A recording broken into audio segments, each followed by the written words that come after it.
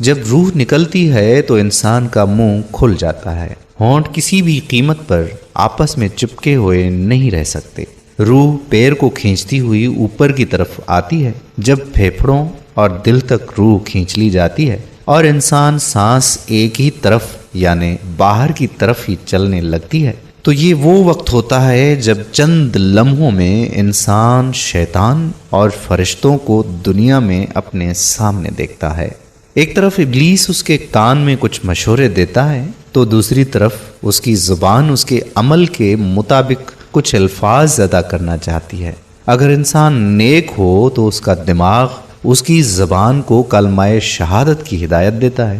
اگر انسان کافر ہو، بد دین ہو، مشرک یا دنیا پرست ہوتا ہے تو اس کا دماغ کنفیوژن اور ایک عجیب ہیبت کا شکار ہو کر شیطان کے مشورے کی پیروی کرتا ہے اور بہت ہی مشکل سے کچھ الفاظ زبان سے ادا کرنے کی بھرپور کوشش کرتا ہے۔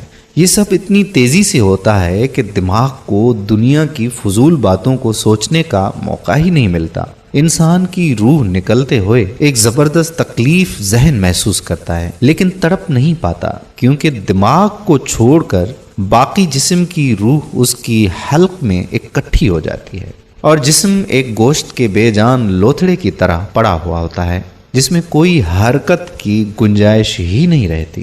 آخر میں دماغ کی روح بھی کھینچ لی جاتی ہے۔ آنکھیں روح کو لے جاتے ہوئے دیکھتی ہیں، اس لیے آنکھوں کی پتلیاں اوپر چڑھ جاتی ہیں یا جس سمت فرشتہ اجل روح قبض کر کے جاتا ہے اس سمت کی طرف ہوتی ہیں۔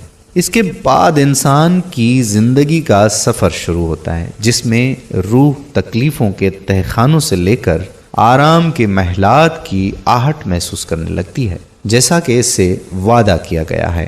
جو دنیا سے گیا واپس کبھی لوٹا ہی نہیں، صرف اس لیے کہ کیونکہ اس کی روح عالم برزخ کا انتظار کر رہی ہوتی ہے جس میں اس کو ٹھکانہ دیا جائے گا۔ اس دنیا میں محسوس ہونے والی طویل مدت ان روحوں کے لیے چند سیکنڈ سے زیادہ نہیں ہوگی، یہاں تک کہ اگر کوئی آج سے کروڑوں سال پہلے ہی کیوں نہ مر چکا ہو۔